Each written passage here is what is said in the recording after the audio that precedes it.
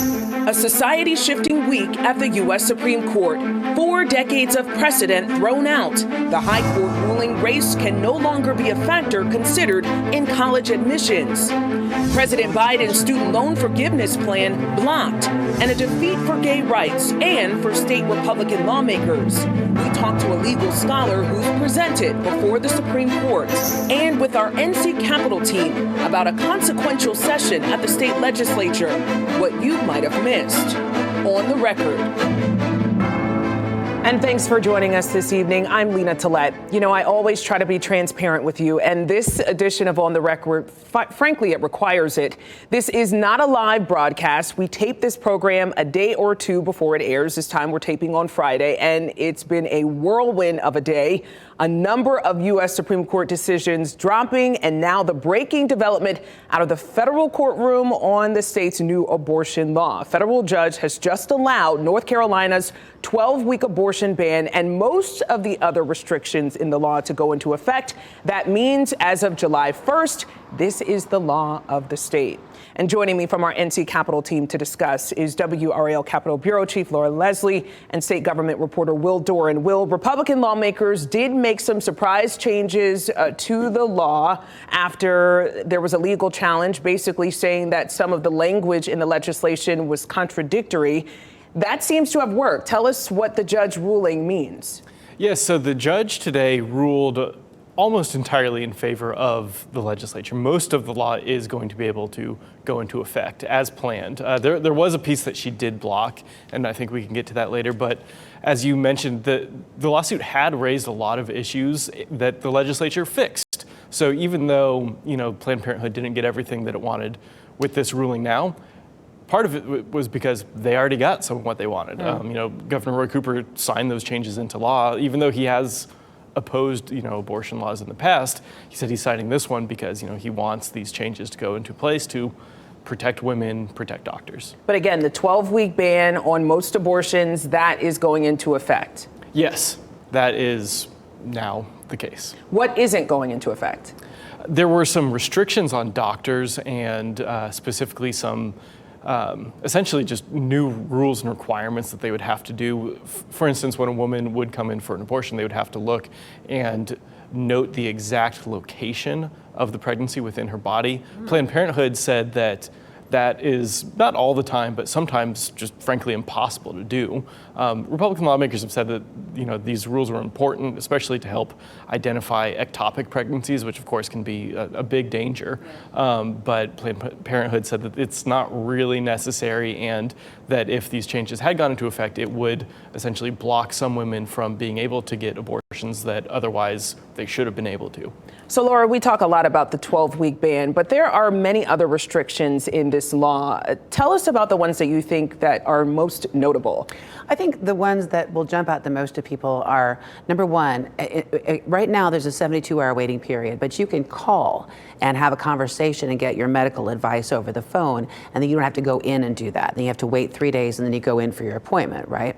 Under the new law, you will have to go in person to have that conversation with either a doctor or a nurse, and then you have to come back 72 hours later to begin your abortion. If you're having a medication abortion, you'll have to make another appointment for another visit about 10 to 14 days later, I think it is, for a follow-up visit. So that's going to be a lot more trips than people make now, or have been making, I should say, for an abortion.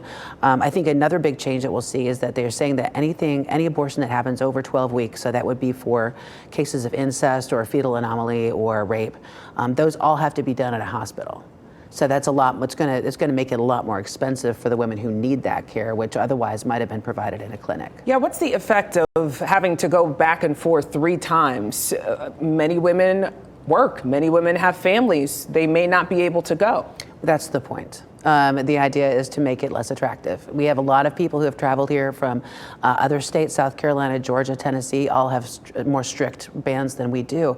And this is a way to try to prevent that by making people not just be able to come into the state and have an abortion. They'd have to come back multiple times. Yeah, we know that North Carolina briefly was a safe haven for women to seek abortion procedures. Now that's going to make it more difficult. Well, let's talk about the reaction from both sides. I think taking a step back, just reflecting reflecting on the gravity of this. 1973, abortion protections were put in place with Roe. Decades later, now that's gone. Now this abortion law is going into effect. How are both sides feeling? This is a moment that, conservative activists have pushed for, as you note, for decades. I mean, this has been a lifelong struggle for some people in that movement to reach this point where we are now. And, obviously it came with, last year the Supreme Court overturning Roe v. Wade, followed by Republicans here in the legislature. This year getting their veto-proof supermajority, so they were able to actually enact these new rules despite Governor Cooper's opposition to them. And, there's obviously a lot of celebration on the right. On the left, of course, it's the opposite. They have been fearing this moment ever since Roe v. Wade was overturned last year. And, the fact that this lawsuit was not able to, at least for right now, block these new rules from going into effect.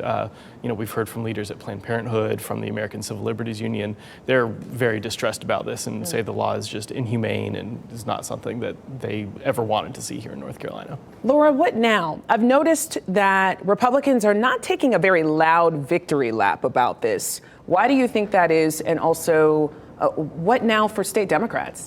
I think Republicans know that this is a very sensitive issue, especially with suburban women voters, which are the voters that they most need to get, right? If they want to make some progress, especially in rural areas.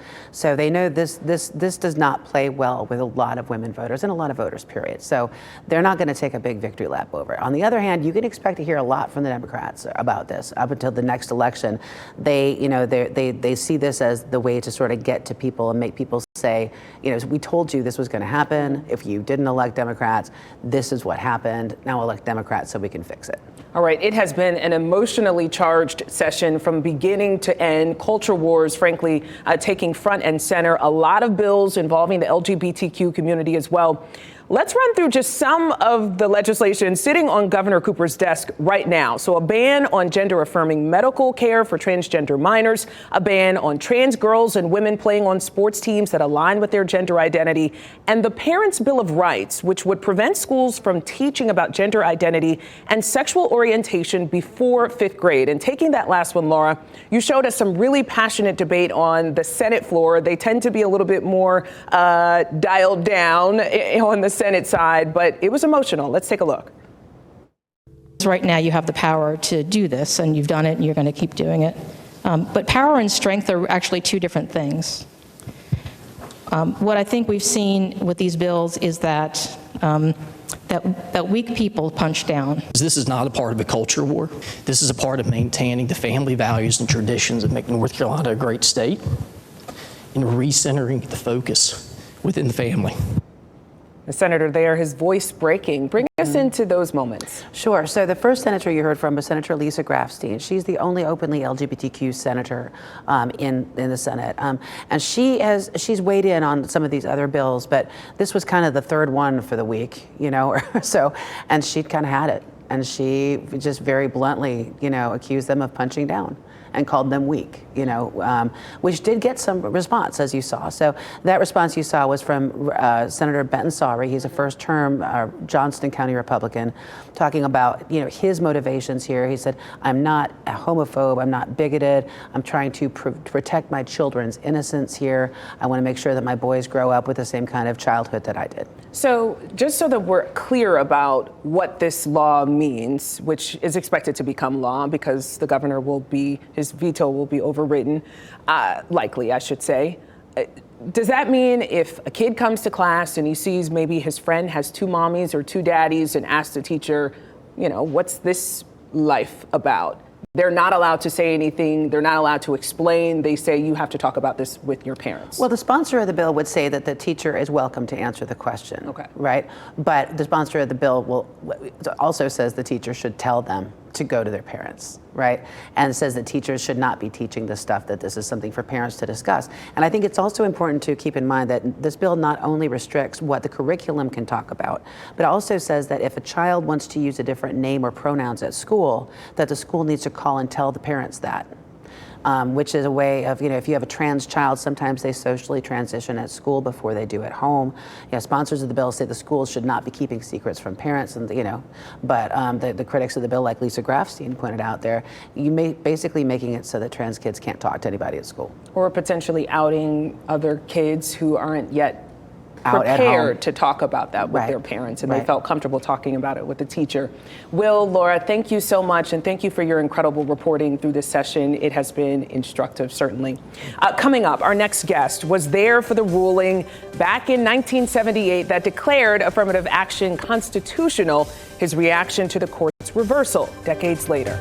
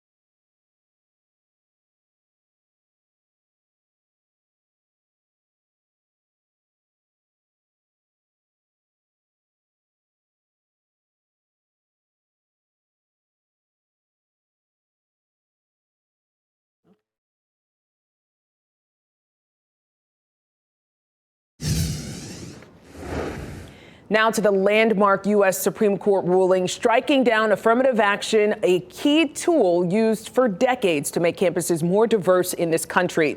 And one of the schools at the center of this decision is UNC Chapel Hill.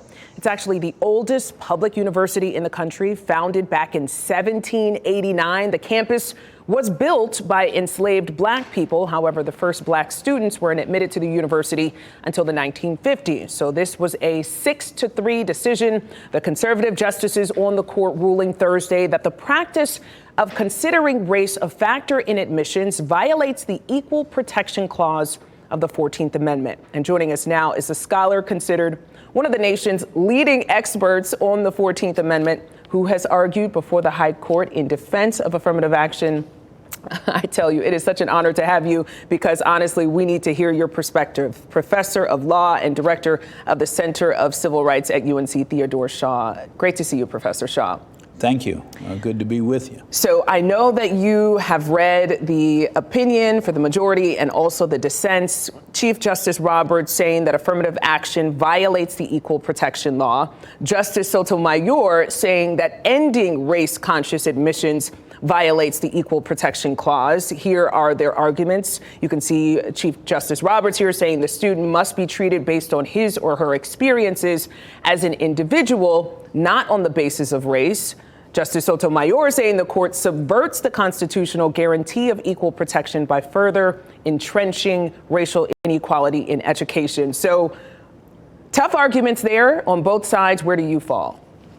Well, I've been a long time proponent of affirmative action and diversity efforts. And those two things overlap, but they're not the same thing.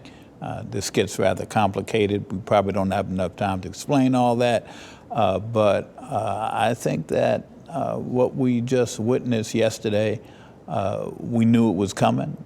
This Supreme Court was built for this moment, as it was built for overturning Roe versus Wade last term. So it's not a surprise. Nonetheless, it's a difficult moment for many of us, especially those of us who work for racial equality, for the promise of Brown, which ironically the Chief Justice enlists in support of what he and the other conservative justices just did.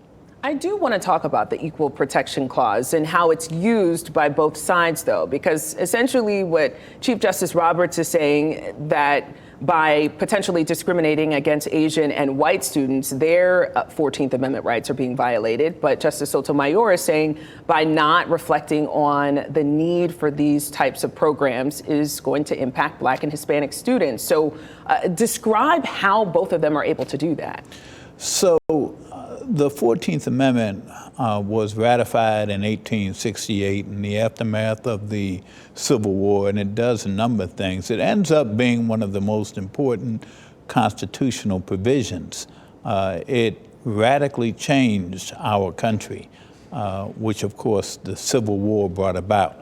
But the 39th Congress that adopted the 14th Amendment was intent on bringing formerly enslaved people into the folds of equality. And that same Congress enacted many measures that were race conscious.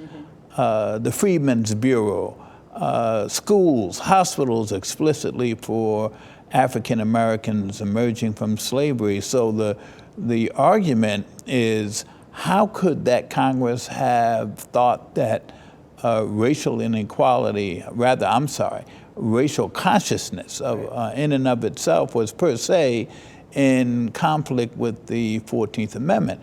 On the other hand, conservatives have taken the 14th Amendment after Brown versus Board of Education, which frankly they did not support. They didn't help to bring about, but now they will honor Brown in principle, even though Brown in practice has been largely abandoned, our public schools segregated. But they take that, they take Martin Luther King, they take his I Have a Dream speech and reduce it to colorblindness. And this comes down to an argument about whether color consciousness is the terrible thing that racial discrimination and the slavery through Jim Crow continuum was, or whether attempts to bring Black people consciously and brown people into equality is something different and more acceptable. The irony is that conservatives say that because this experience with racial discrimination, with slavery was so terrible, we can't do anything that is done consciously considering race. It equates, the efforts that may be race conscious but are not based in notions of inferiority and superiority with, practices and beliefs that are based in racial antipathy and beliefs in equality. They say they're the same thing, and they're clearly not. So that's the argument, the battle that goes on. And if you forgive me, I can't resist saying that Justice Sotomayor, that's my high school classmate, my homegirl. Yeah. And she had quite the just blistering dissent. It really was something. We have to take a quick break, and I want to get to something that she said, talking about the concept of colorblindness, which you just brought up. We'll be right back.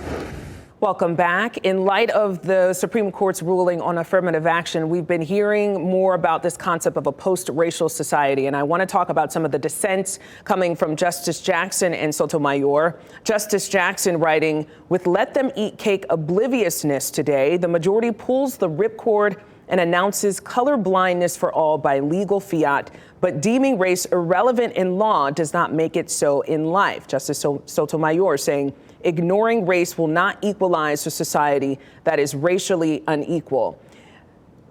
Do you think that that's the import coming from the majority, that we are now beyond a racist society and now we can just view each applicant? Because again, race was just a factor considered. Now they don't even want that to be considered in admissions. What's the import there? Well, I think that the import is that we are a colorblind nation, that we've achieved that state of nirvana. And of course, everything that we've seen coming up through recent years, demonstrates exactly the opposite. We're still struggling with racial inequality and racism as powerful forces in our society. There was a report that came out just recently about wealth, family wealth in Boston. Average family wealth for white families, $247,000. For black families, $8, not 80, not 8,000, $8. And that's not true only of Boston. That's a reality throughout this country. And all of that is connected to our long history and continuum of slavery through Jim Crow, discrimination and subordination. Conservative might say that that's about personal responsibility. How do we get to personal responsibility when you have those kinds of disparities? And we've only recently begun to address our long history of the continuum of slavery through Jim Crow. That's not about personal responsibility. That's about systemic issues that still plague our country. Chief Justice Roberts did kind of keep the door open to applicants being able to at least discuss what their experience is being, whatever race they are, in their essay. What do you make of that? So you can talk about being black, this happened to me, I believe, because of my race. Will that basically still allow for that to be considered? You know, my wife and I were at the oral arguments a few months back, and that issue came up. I think that the court had to address the question of whether applicants who were black and brown could talk about their experiences and how race and racism affects their lives, because in that argument it became evident that white applicants with long family histories in North Carolina, deep roots, could talk about their connections to the state and to the university.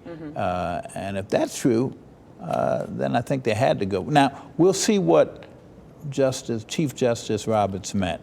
I'm hoping that that door remains open. It was also interesting that they are allowing military universities to continue to use race-conscious admissions programs at those universities, saying that it's an important function there, but not in higher education. How do you explain that?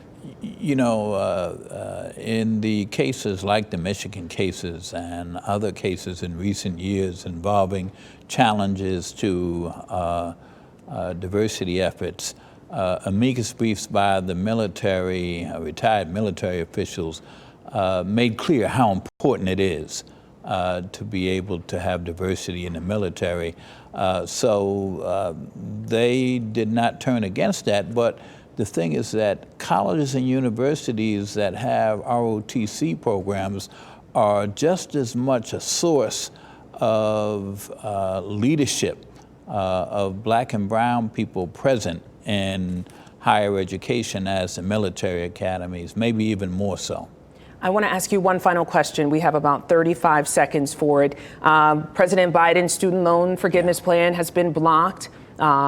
We also saw some protections for gay folks was not allowed. So just taking it in total, how should we view the decisions the court made on this final day of the current term? Well, as I said, you know, this Supreme Court was built for the moment and what they're doing. This is the most conservative Supreme Court in our lifetimes, and they are rolling back a lot of precedent. This is not an easy time for people who believe in a liberal philosophy of democracy. And it's the law of the land, right? There's nothing that can be done about it. It is, but we can't give up hope. And I'm just not saying that easily. Dred Scott was 8 years before the enactment of the 13th Amendment. That was a moment of despair, Dred Scott, but it was turned around. I believe that we'll see a turnaround here too. Professor Shaw, thank you so much. Thank you.